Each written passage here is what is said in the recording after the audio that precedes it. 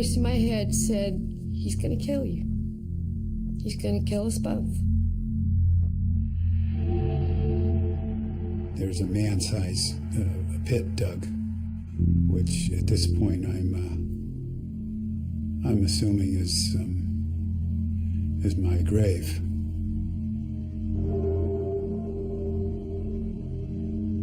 He let his AK-47 dangle around his neck, and he pulled out a 9mm and chambered around and pointed at my face.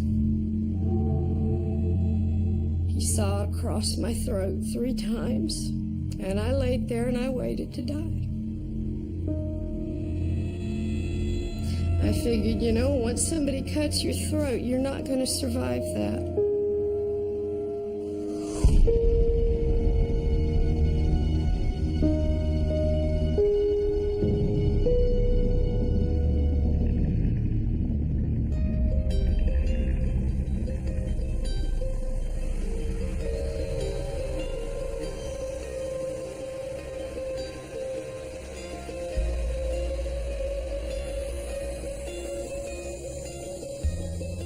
And once I stopped, there was sort of this big gap, and I needed something to fill that. And I decided to organize a trip, a one-man expedition, to ride a motorcycle to the tip of South America and back.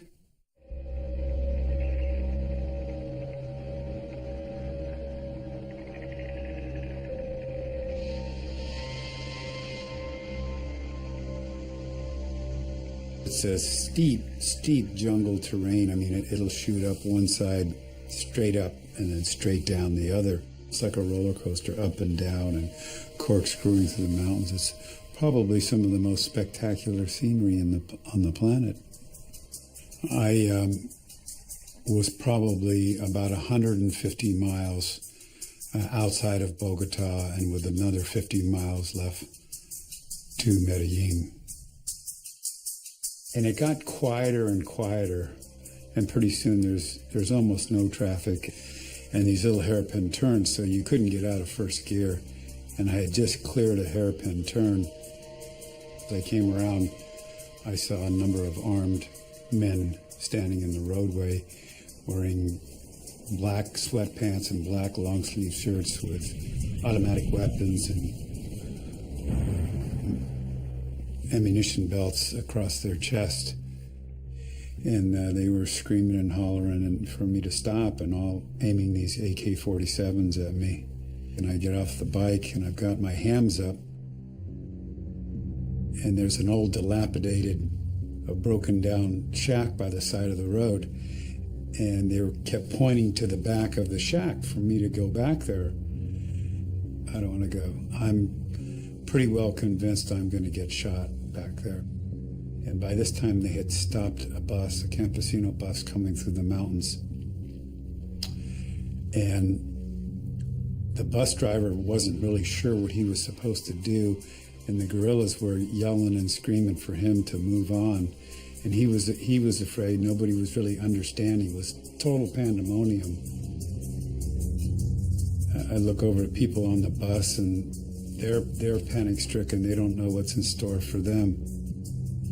People are screaming and crying. Some people are intentionally looking away as though they don't want to see what's happening. And I can't remember ever being that scared in my life. Cottonmouth fear would be a good description. And I thought, well, at least if I'm going to die, these people will see what happened.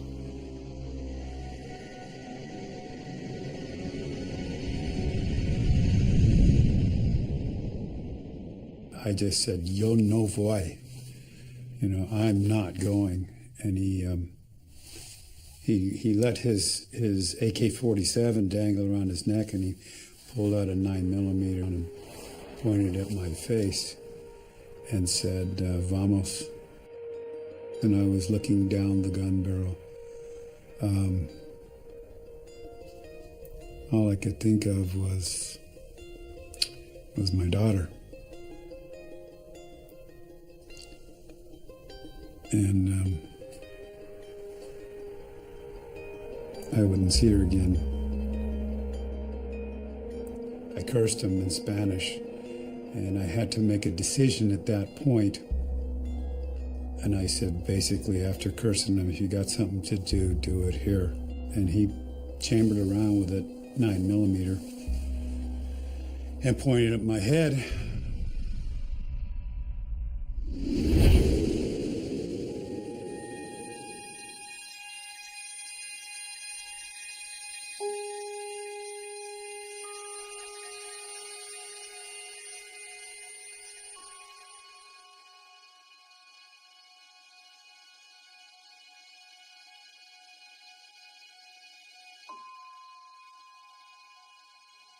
Nancy and I sat there on the bank to talk for a little while, smoke a couple of cigarettes. She was telling me about her classes, and she was just, oh God, she was in high spirits. She loved being in high school. She just thought it was so cool.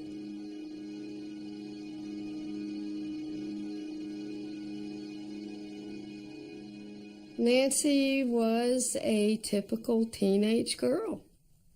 She was boy crazy. She was just fun to hang with. You know, we talked about boys. We talked about, oh gosh, Sean Cassidy is so cute. You know, just typical teenage stuff. All of a sudden, Nancy says, somebody's spying on us. And she points toward the path. My first thought was, it's my little sister. She's come to snitch on us. So I got up from the embankment and I walked over to where I saw the person standing. The closer I got, I realized it's not my sister, it's some man. He was wearing army fatigues, he was wearing a fatigue hat, and he was wearing sunglasses. And when I got about halfway toward where he was, he turned around and started walking back the way he had come. So I walked back over to the embankment and I sat down beside Nancy and I said, it's just a man. And we start back toward the path. We're about halfway down the path when I see this same man approaching us again. When he passed me, he kind of nodded hello, and I nodded back. And then I heard a noise behind me. I stopped, and I turned around, and he had Nancy on the ground, and he was kneeling behind her. And he had this huge knife up to her throat. So I'm standing there kind of in shock, and I'm asking him, what are you doing? Why are you doing this? And he kept saying, just do what I say, or I'm gonna kill her.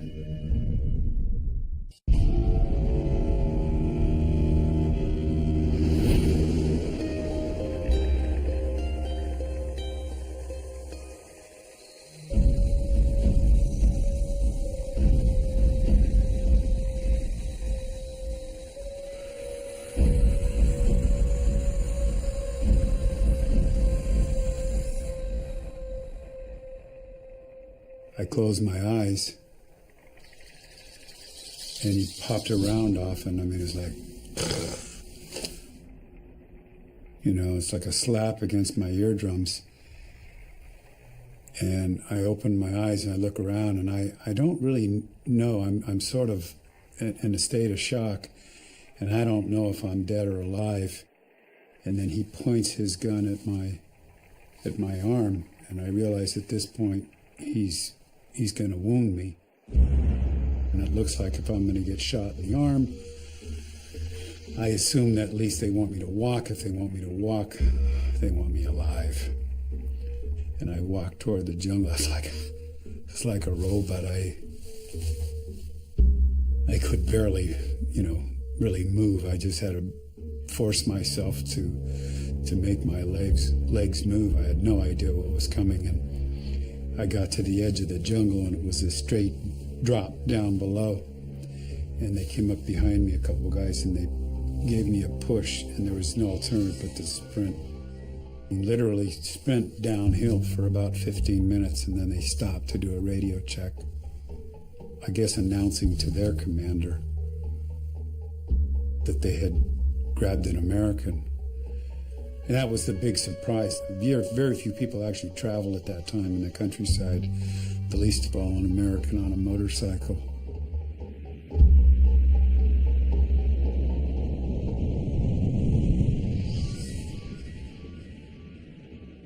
Off we went, and it was just hours and hours and hours up and down, más abajo, más arriba, up and down the mountains, and to the point where you just physically can't go anymore. The first night we marched till, I can only estimate, till well past midnight. That's when I was summoned to interrogation with the Commandante.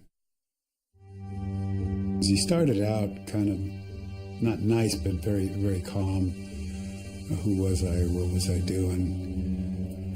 And then he started asking me about my family. I said, I don't have a family. I live alone.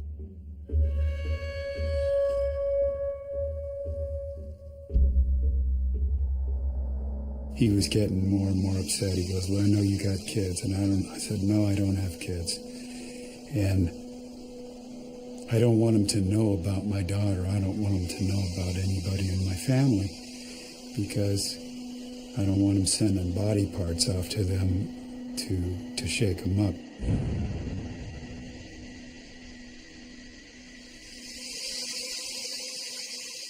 So I told him that I had prostate cancer and that I was actually dying and I needed certain medicines to keep me alive.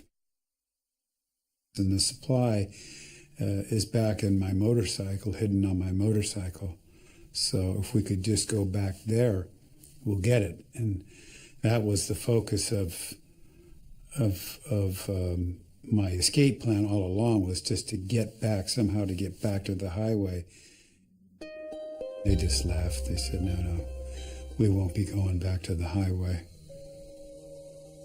And he escalates the intensity of the interview, of the interrogation, and then he starts screaming at me.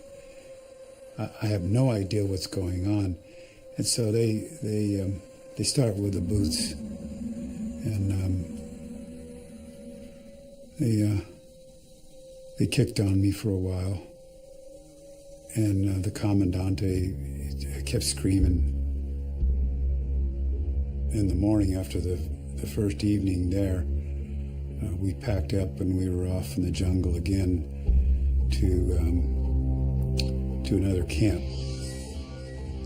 They kept marching me deeper and longer marches into the mountains. I was handed off to a new group approximately every 2 days. We'd march up and down. At the end of a day's march, camp out usually on the top of a ridge. Every once in a while we do an all-night march, and of course it rains every night. So I'd had a fever. I was sick with some kind of bug. I had a fever, and we're marching, and it's in the middle of this thunderstorm, and they had kept prodding me along, and I was burning with fever, and there was really nothing left inside.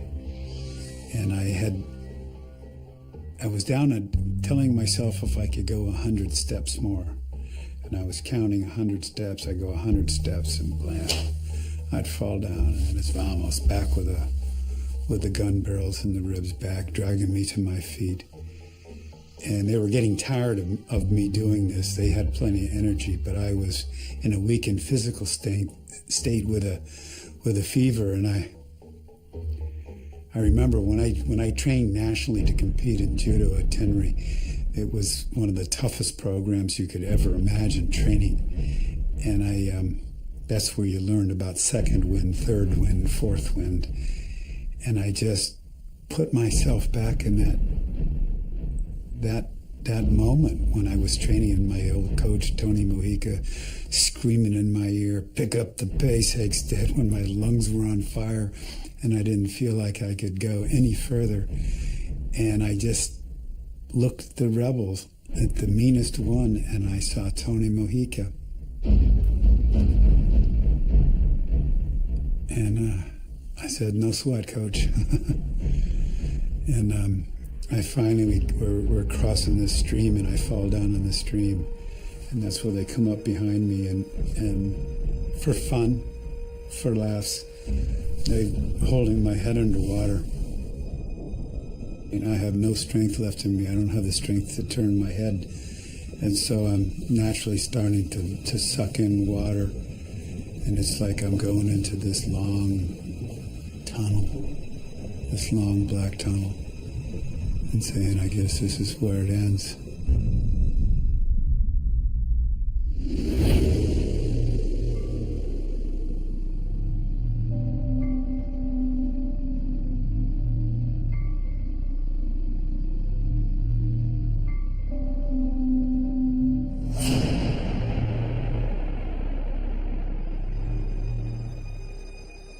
He had Nancy down on the path.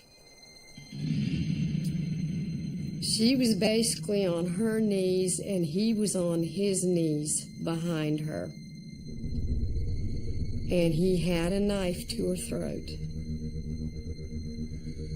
And this was the biggest knife I had ever seen.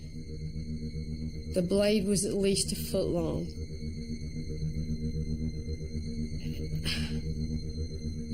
I mean, it went all the way across her throat and then some. He said, I want you to lay face down on the path.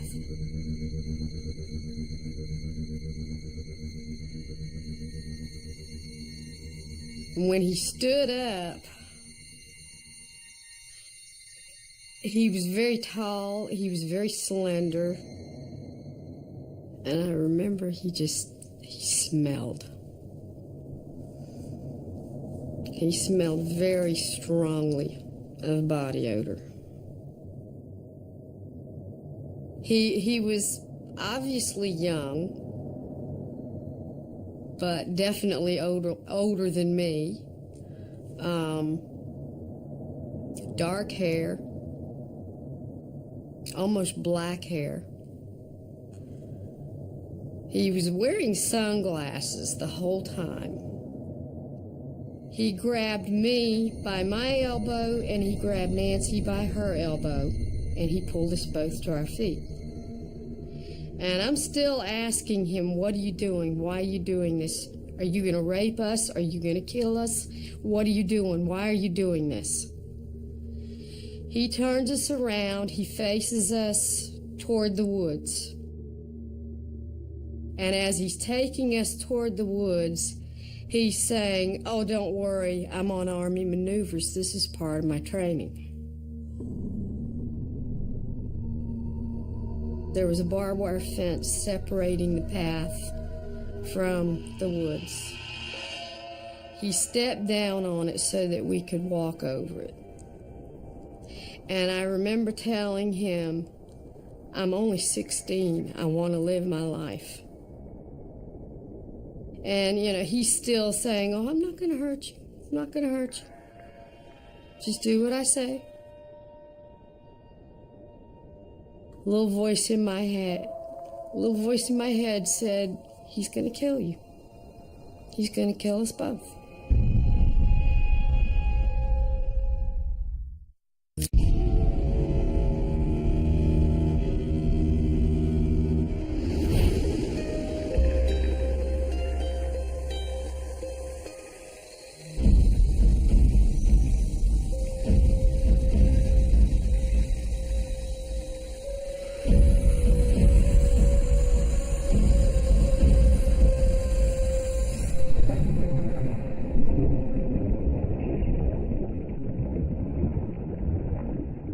And then they let me up, and I'm gagging and throwing up, and they jerk me to my feet.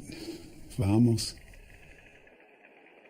This whole time that I'd been marching on this horrible march, I kept chanting to myself, I will survive, I will survive, I will survive.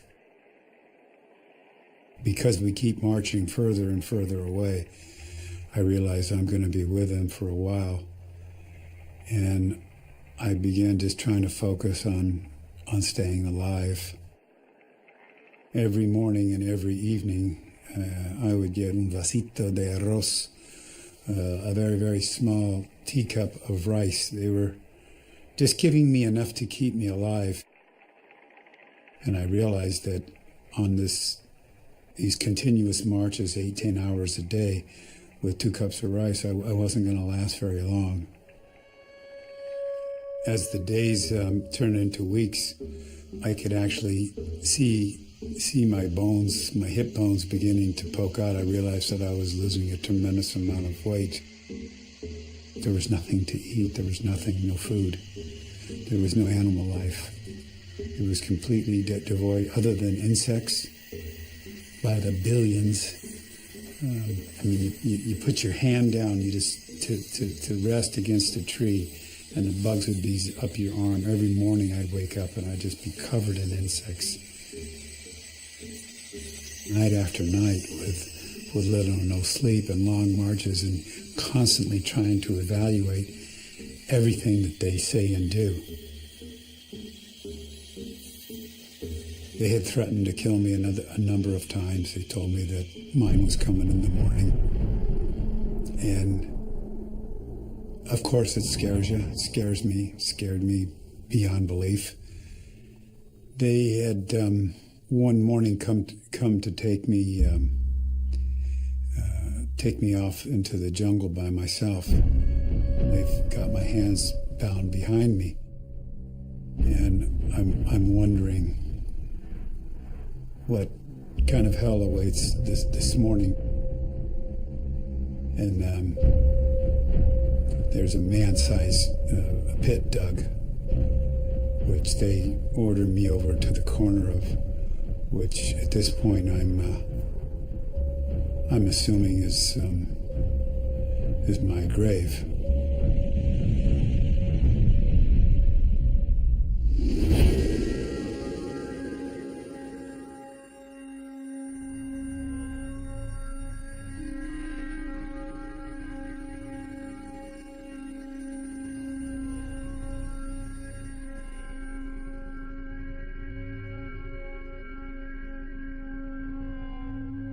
And, he's still saying, oh, I'm not going to hurt you.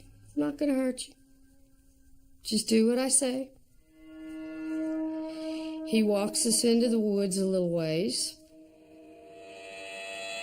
He laid Nancy down first. Then he walked me a few feet ahead of her and made me lay down again. He went back over to Nancy. I couldn't see what was going on at that point, but I heard Nancy saying no over and over again. And then I heard him say, "Did you like that?" He came over to me. He pulled me to my knees. He was behind me. He reached up under my shirt and he started fondling me. And I'm trying to pull away from him, and I'm telling him no. He said, "I'm going to have to gag you two." He reached under my shirt. He used the knife to cut my bra off. He stuffed it in my mouth and tied it behind my head. He got us both to our feet again, walked us further into the woods. And at that point, I had worked the gag loose and spit it out. And I remember saying, my sister's going to be walking by out there on the road any minute. All I have to do is scream and she'll go for help.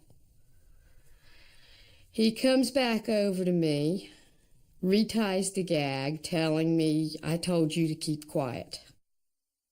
His voice was just kind of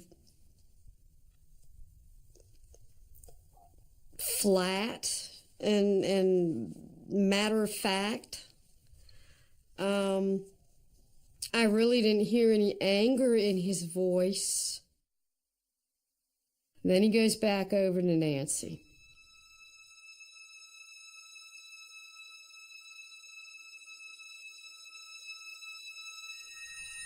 I heard a pair of pants being unzipped, and then I heard it was like they were being tossed aside. I could hear the change in the pocket when it hit the ground. And then I heard Nancy screaming. Even though she was gagged, I could hear her screaming through her gag. And then when Nancy finally stopped screaming, I heard him say, "There, I didn't even break you, did I?" I had spit my gag out again, and I hollered at him. I said, "I thought you weren't going to rape us." He came back over to me.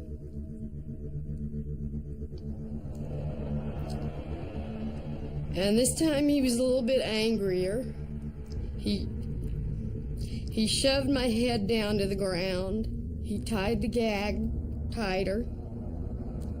And he went back over to Nancy. And at that point, I couldn't hear anything except sounds like she was being hit. It sounded like somebody was punching her. There was like a flesh-on-flesh sound, like somebody was physically punching someone. And every time I heard that flesh-on-flesh sound, I heard Nancy kind of let out a little grunt. Then he came back over to me, and he started pounding me on the back, right between my shoulder blades, right on my spine.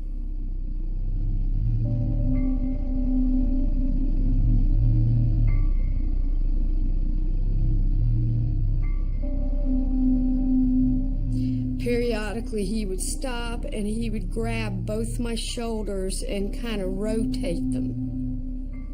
And it was like I could feel stuff moving around in my back that wasn't supposed to be moving. And then he would start hitting me again. Finally, he brought his left hand around. He lifted my head off the ground. He brought the knife around. He sawed across my throat 3 times.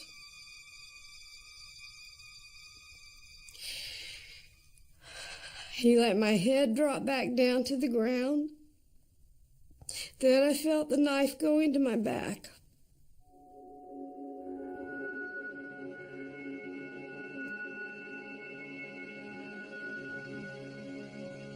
When I felt the knife go into my back the second time, this voice in my head told me, if you don't play dead, he's going to keep stabbing you until you are dead.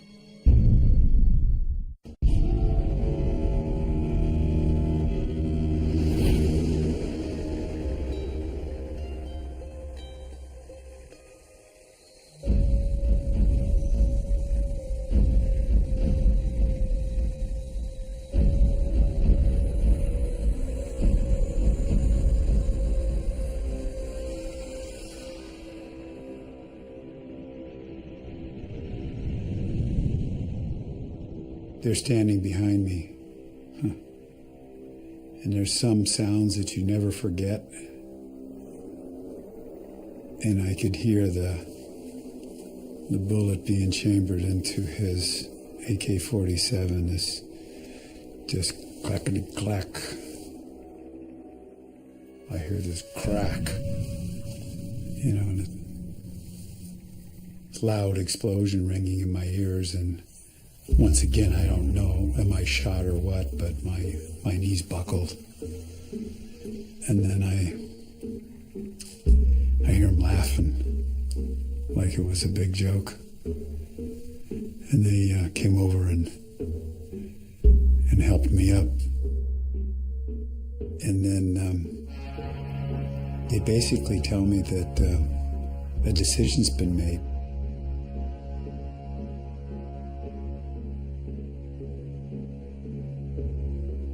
They said, well, just wait in the clearing and keep your eye out for the helicopter. So I'm running around the clearing, and I'm looking in the skies, you know, and my eyes are sunk back in my head, and I'm staring around like a wild man, and I'm scanning the sky, and I'm listening, and I just stay out there till midnight, just standing there looking up. And of course, there is no helicopter. And I looked over, and they were mocking me, and the look on my face and whatnot, and getting a big laugh out of it. And I said, okay, this is coming to a head here. And I could deal with everything. Where they were finally getting me was telling me that I had been freed and jerking that back from me. And I realized that the only way for me to take control of this situation was to sabotage my own health. And at this point, I'm tired of being threatened. I'm tired of ranting about my government, about my country. This is it. We're going to throw down the gauntlet. Put up or shut up. And I told him, I'm not eating anymore.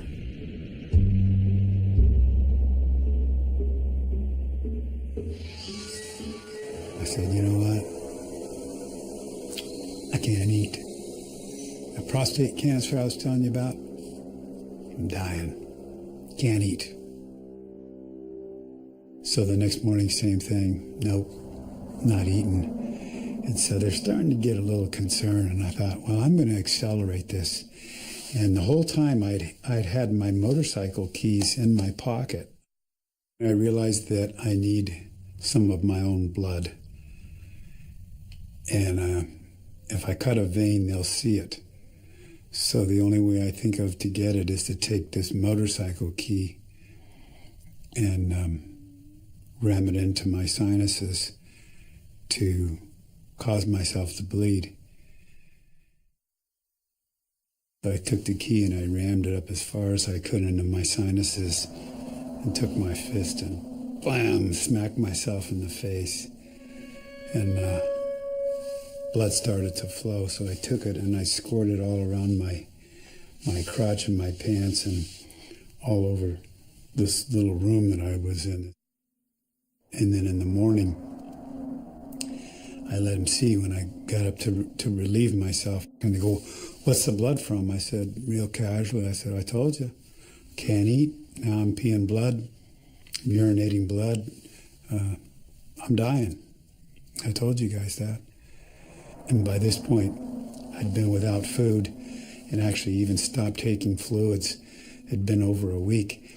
And so I physically could hardly move at all.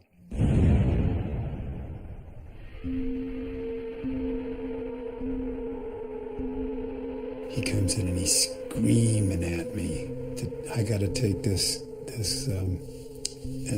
IV or I'm going to die. And that's when I looked up at him and I smiled. I said, no es mi problema, es suyo. Which means that's not my problem, that's yours. I'm going out of here one way or another. And I'm either going to starve myself to death and die, or they were letting me out of here. Once again, I took the key and I rammed it up as far as I could into my nose and smacked myself as hard as I could. This is it. This is going to end one way or another. I'm not going through another day of captivity.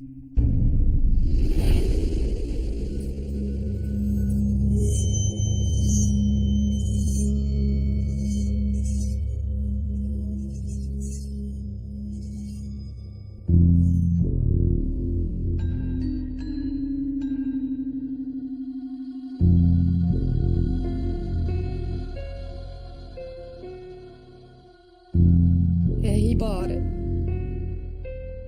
He got up to his feet And then he left. And I laid there and I waited to die. I figured, once somebody cuts your throat, you're not going to survive that. I figured I only had a couple of minutes. I started thinking about my mom and dad and my brothers and sisters. All the people I was never going to see again. And I laid there and I waited to die.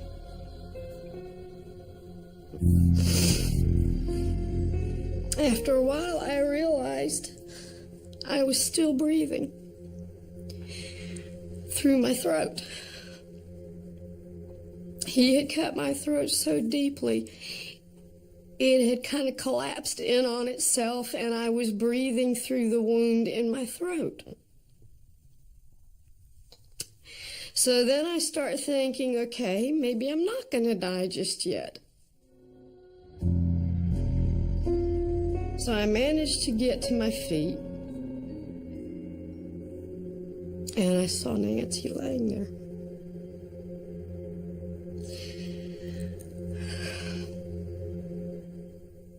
She was face down.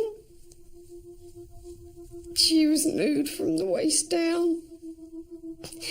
There was blood all over her back.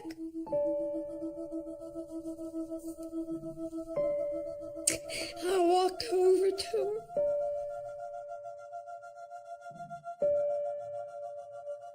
And I wound up stumbling against her leg. And when I did that, I heard her groan. So I thought, okay, she's still alive. I gotta take her out with me. She's still alive. And I stood there and I tried to get my hands apart. I tried to stretch the laces any way I could to get them loose, to get them off. And I couldn't. So when I couldn't get the laces off, I thought, okay, all I can do is go get help. I've got to go get her help. I made it back to where he had brought us into the woods.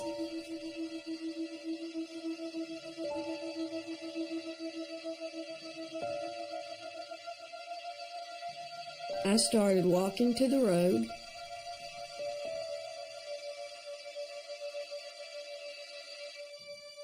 I got to the road and I stood there, hoping that a car would come by. And one did. And I remember seeing them slow down. And then I remember the look of horror on the driver's face. And I looked down, and I was absolutely drenched in blood all the way to my knees.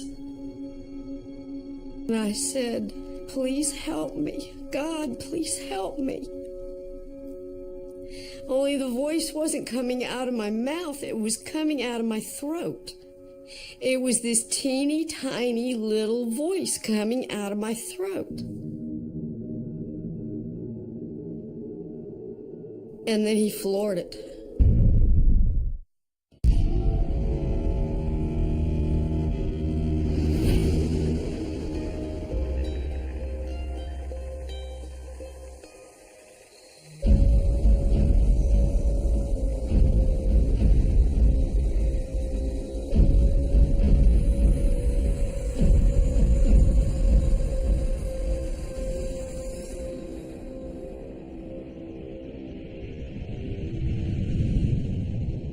I mean, I had a gusher. Blood was just gushing out of my nose. And I slung it around the room, and I slung it all over me. Looked like they'd been slaughtering hogs in this room. And they came in the morning, they looked at that, and they just went into a panic. The commandante that hated me the most, he comes in and he's screaming, he's going, "Get up." And I said, no puedo moverme, I can't move. And he had to pick me up.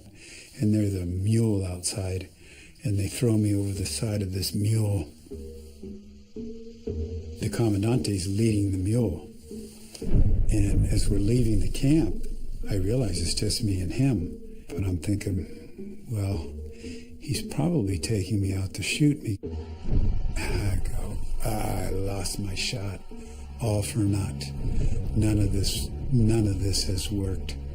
It's everything that I'd been through for the last couple of weeks was failed. They were taking me deeper in the mountains. And then another hour later, we come around the corner, we look down to a clearing. There's a big white four-wheel drive, like a 4x4 Toyota wagon with Red Cross emblems on the door and a big Red Cross on the roof. And I look down, and I couldn't believe it. This little Italian woman walks up to me with these little wireframe glasses. She went clutching a clipboard to her chest, and she walks up and holds out her hand. She said, "Hello, Mr. Hagstead. I'm Anna Di Paola.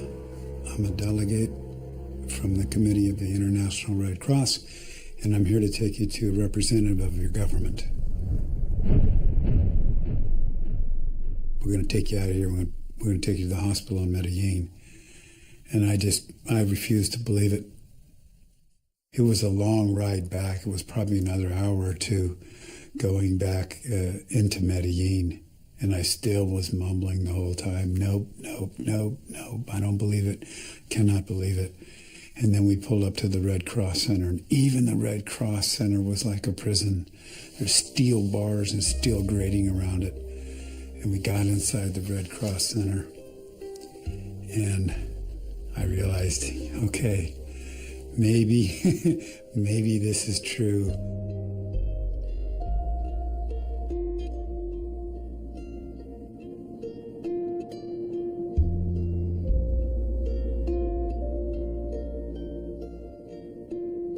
I had gone into that jungle weighing 220 pounds in shape, and I came out at 170.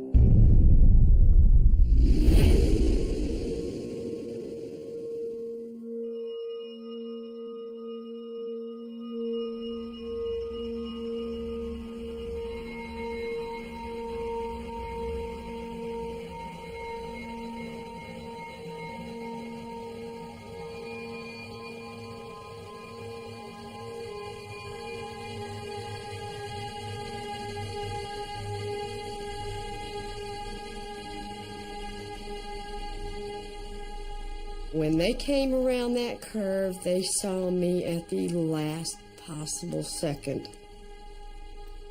And I remember seeing the tires of their car come within about an inch of my head.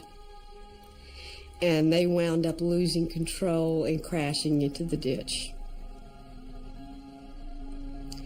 Next thing I know, there were people everywhere. I mean, just people everywhere. And I'm trying to tell them my friend is in the woods. But I'm having to mouth the words and hope that they can read my lips. My friend is in the woods. Next thing I know, there's a helicopter landing in the field next to us. And they're loading me onto a stretcher.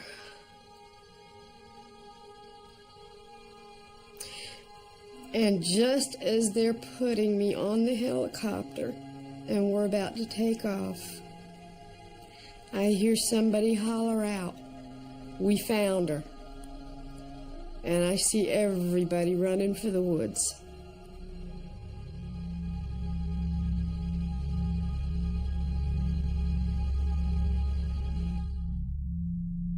I was in surgery for, I guess, about 6 hours. They kind of had to put everything back together. He had cut through my voice box, my vocal cords, my trachea, esophagus. I mean, everything in there had been cut through.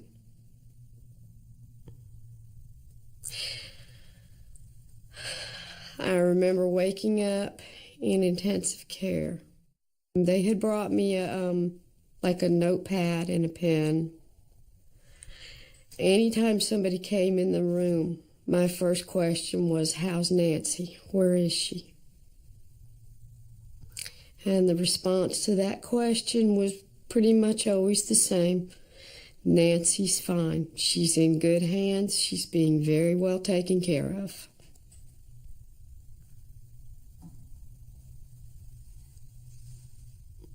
It wasn't until after I was taken out of intensive care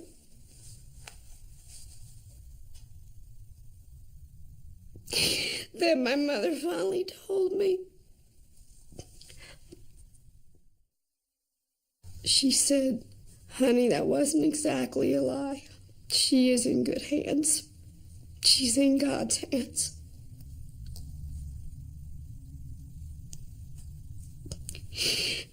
I remember feeling like I'd been punched in the stomach.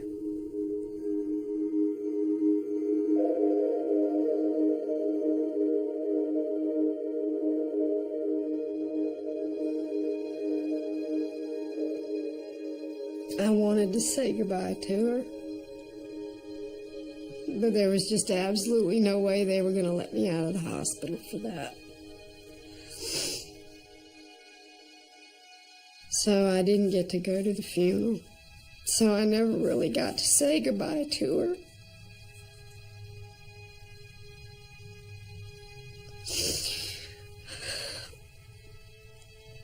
I told my mother, "Go get her a dozen roses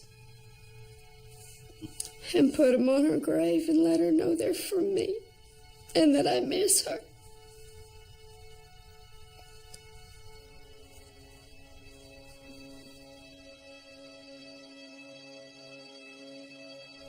And after I found out she was dead,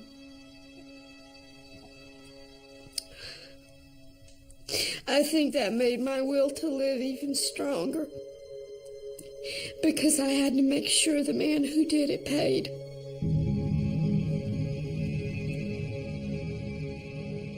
I wrote down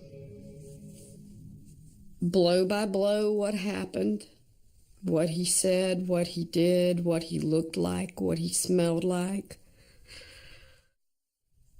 They brought me a photographic lineup.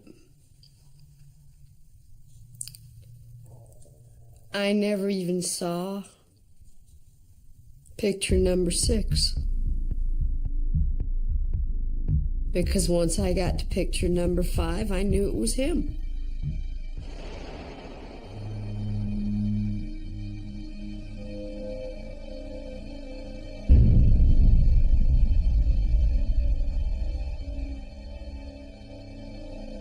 It went to trial. This was all very scary for me. I mean, I was only 16 years old. I didn't understand the court process. I was scared to death to be in the same room with him.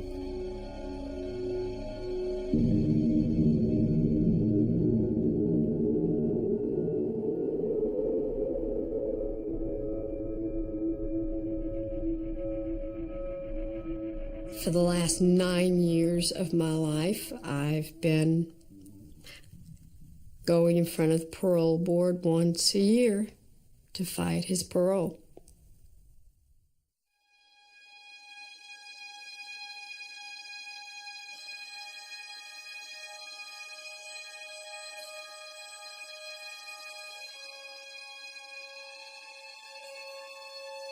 I think what happened to me had everything to do with why I became a law enforcement officer.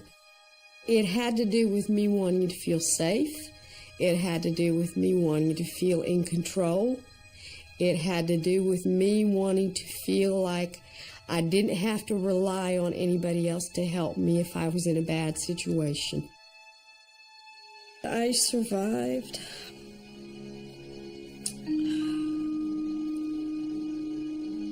Because I come from a very strong, very determined family. Initially, my goal was to save Nancy's life. I couldn't die. I had to save Nancy. Ultimately, my goal became making sure that her killer was brought to justice. And I've spent these last 33 years trying to make sure he never gets out.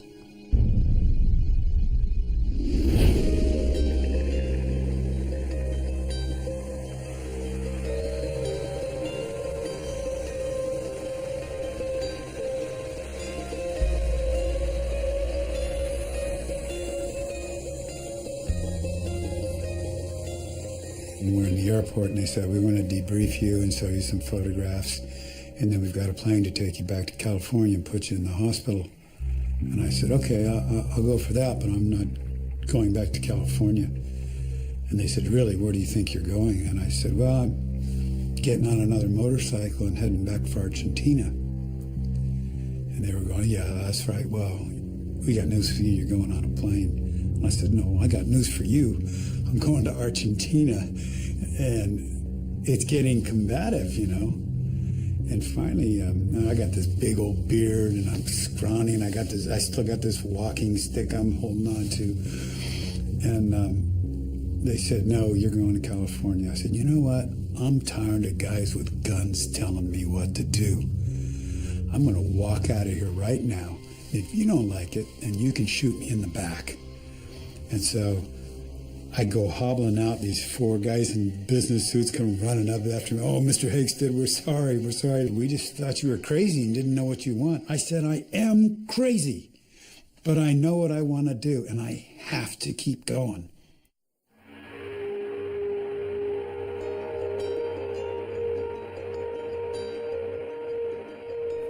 I survived this ordeal because I set out with a goal. And being committed to a goal as a martial artist is everything. You never turn around.